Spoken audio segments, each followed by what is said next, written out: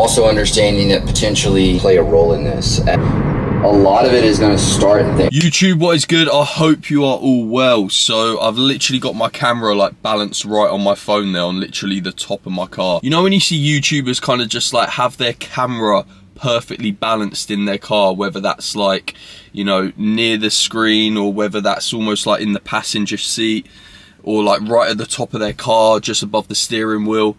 I'm yet to master that trick. I'm really not sure how they do it, to be fair. That must be a skill that takes a little while to learn, and I'm yet to have mastered that yet, but that's absolutely fine. I managed to kind of sort a little something out here. So anyway, we're outside the gym right now. We are heading off for cardio. The time is 5:45.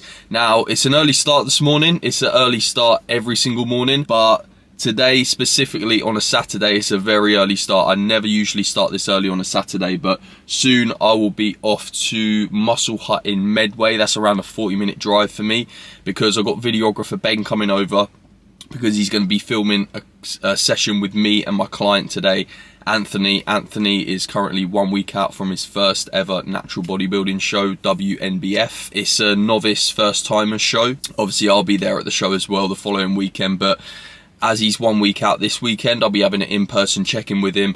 We'll be filming the session, going through some poses afterwards. Anyway, that is going to be the next video you see. As for this video, I'll be giving you my top 5 tips when in a dieting phase. These are things that I implemented throughout my dieting phase. I recommend all clients do as well, and I recommend for you guys. So I'm going to quickly head off for cardio now. I've got 30 minutes fasted CV, and then tip number 1 will be coming shortly after. Let's get it.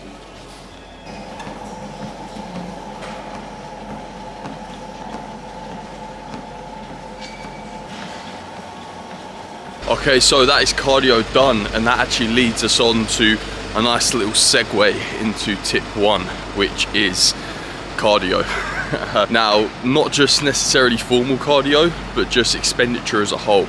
So by just utilizing things such as having a step goal every single day, adding in some formal cardio is obviously a tool to drive fat loss, but it's a great tool in terms of increasing your overall calorie expenditure throughout the week and putting you further into a deficit.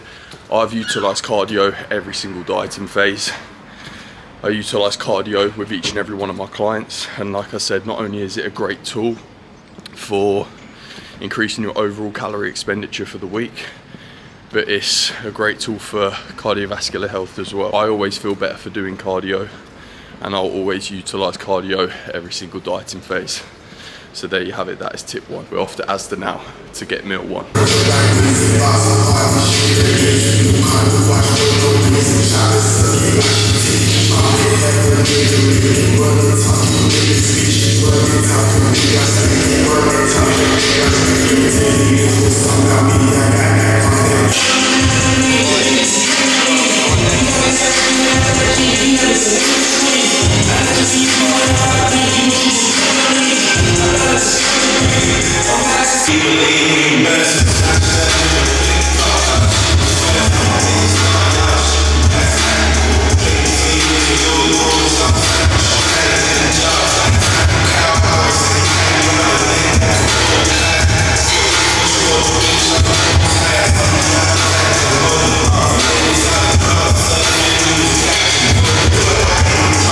YouTube, what is good? So, as you can see there, a few clips from the session. Very, very happy with what Anthony's looking like 1 week out. After we hit the session, we went up to the posing room in Muscle Hut Medway, went through a few poses, got to see what he was looking like 1 week out. Really, really happy with what he's looking like and how he's come in this whole prep. He really has put in the work these last 12 weeks, so very, very excited to rock up to his show next week, see how he does, and I think he will do very, very well.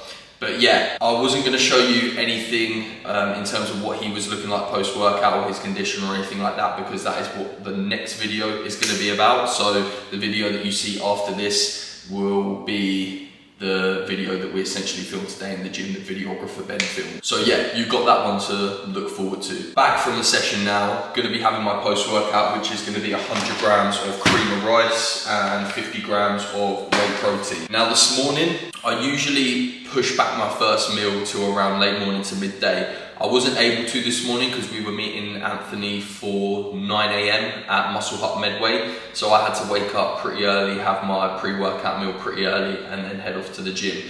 But that kind of ties into my tip number 2 for this video, and that is when in a dieting phase, push back your first meal till later on in the day. Now, reason being is because myself included, majority of the clients that I work with and majority of people that I talk to tend to be more peckish in the evenings rather than first thing in the morning. So when in a dieting phase, when calories are restricted, I would advise push back your first meal till later on in the day, whether that's late morning to midday to early afternoon, say. Break your fast that little bit later on and then reserve more calories or meals to play with later on in the evening. You'll be eating more small and frequently. You'll be staying more full and satiated in the evenings, and it will make that dieting phase just that little bit easier in terms of regulating your appetite and not feeling too ravenous in the evenings, when chances are your appetite will spike a little bit. And I'll give you tip number 3 while I'm here as well, because that kind of ties in with nutrition as well. So tip number 3 is when dieting, utilize high volume, nutrient dense, low calorie foods. Reason being is because with high volume, nutrient dense, low calorie foods, you will be staying more full and satiated for longer throughout the day. So utilize plenty of veg. In terms of your carbs, potentially switch out things like rice, bagels for potato, or you could switch out things like rice for things like cream of rice, where chances are you'll be able to get a little bit more water volume in that, and you'll have a nice big bowl of cream of rice there with, say, your chicken and salad. You'll be eating 2 things. It'll make you feel like you're eating a little bit more. You'll be getting more bites. You'll be feeling more full and satiated. So that is another tip right there. I'm a massive fan of that as well. I'm constantly having huge chicken salads, adding as much water volume as I can to my cream of rice, and it helps me stay more full and satiated throughout the day. So there is tip 2 and 3 for you. Okay, so been upstairs, done a little bit of laptop work, done some check-ins, had a few catch-up calls with clients as well, and I'm gonna try and get this video finished before it starts getting a little bit too late, so that way I can start editing this before I go to bed and get it uploaded tomorrow. But anyway, I'm just about to go and whip up my 3rd meal of the day, and I thought I'd come here with tip number 4, which is hydration. Now, chances are, a lot of the time when you think that you're hungry, you're probably just thirsty. If you ever do feel hungry and you feel absolutely ravenous, down a litre of water, and I promise you, you probably won't be feeling hungry after that. Now, this right here kind of ties in with tip number 2 in terms of pushing your meals back that little later on in the day. Through that fasted period in the morning, if you're breaking your fast, say late morning to midday, then ensure that you're drinking a lot of water. Now back on prep when I was in 2021, I used to break my fast around late morning to midday, sometimes even later than that. Sometimes it would be 1 PM on a rest day. Throughout that fasting period in the morning, I would literally drink 3 litres of water before I even touch food, keeping my stomach full of water, staying full and offsetting that feeling of hunger. Not only that as well, but water will massively help with your performance in the gym. Something as small as a 1 to 2% fluid reduction in the body can massively impact your performance in the gym. But ensuring that you are drinking enough water throughout the day will massively help with your performance in the gym and help with muscle contractions as well. So ensure that you are drinking plenty of water a day. I would recommend anywhere between 5 to 6 litres of water. So anyway, I'm gonna whip up my next meal now, and then I will be with you for the last tip of this video. Fucking hell, did you see that right there? Literally started that clip, my bottle was about to fall. Reactions, I caught it right there. Anyway, YouTube, so I kind of messed up the last little bit of the video. Now, I was gonna have a nice little segue of heading to Asda to pick up a few bits tomorrow for when I film the 10,000 calorie challenge, and then I basically just completely forgot to film everything. I didn't get anything though, because they didn't have anything that I wanted. I wanted a few Krispy Kremes, they didn't have the Krispy Kremes that I wanted. I wanted these certain cookies, they didn't have them. So I guess I'm just gonna have to go to a different supermarket tomorrow and collect that stuff. And the whole segue was gonna be about scheduling off-plan meals as my 5th and final tip, even though I wasn't really getting those things to schedule an off-plan meal because it's a 10,000 calorie challenge. It's virtually gonna be a day of off-plan meals.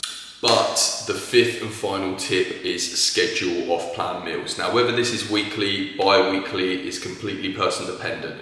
But in my opinion, having that one meal towards the end of the week, whether that's on a Saturday or Sunday, knowing that you're going to have that one night, that one evening where you could perhaps go out with the family, go out with a partner, or even order in a takeaway, sit down, watch some Netflix, just having that one evening a week where you're not completely on plan, you get to be off plan, you get to relax, you get to sit down and enjoy something that isn't on the diet plan, can massively help with your compliance. 9 times out of 10, if you have that one meal at the end of the week that you know that you're going to sit down, you're going to enjoy, you're going to indulge in, then you're not going to be as fussed about what you're eating throughout the week, and it's going to massively help your compliance.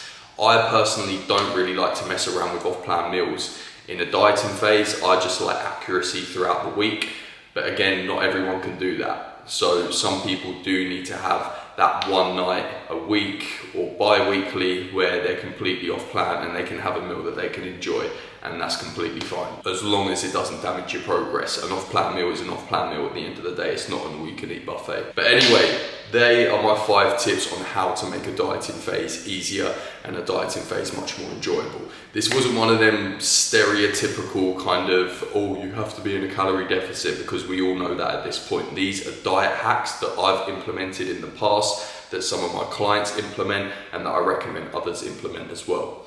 So that's that video wrapped up. Like, share, subscribe, all that YouTube stuff, and I'll see you in the next one.